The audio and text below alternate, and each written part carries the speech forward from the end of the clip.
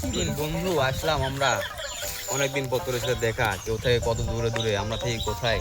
আমি তো জনি সিং এর দেশ থেকে কেবল বটফট করে কেবল আসলাম, দেখি তোর সাথে দেখা হলো, ঘুরতে আসলাম। মাথাটা তো সেই পিনিক দিচ্ছে আমার। আর বন্ধু কইস না, আমি একসাথে হচ্ছে মিয়া খলিফার সাথে গাঁজা খাই আসলাম একই খাতে। আর কইস না। আর তুই কোন দেশে থাকিস রে বন্ধু?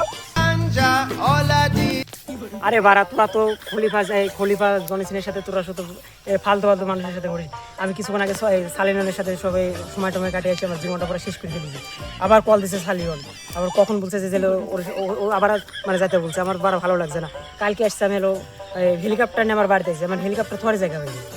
আরে বন্ধু তোর কাছে ধীরে ধীরে আছে নাকি রে? বিড়ি খাওয়ার টেনশন করছো? আমি গাঁজা বানাচ্ছি, তুই বিড়ি খাওয়ার টেনশন করছো?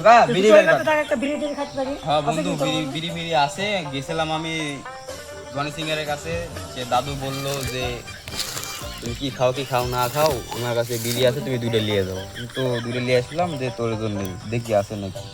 আছে, আচ্ছা লে, তুই একটা লে, তুই একটা লে, আর দেখতো কেমন লাগে।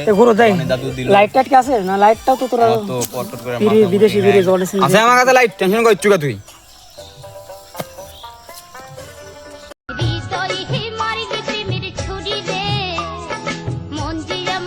পোকা চোদা কয় কি, ওই দেখ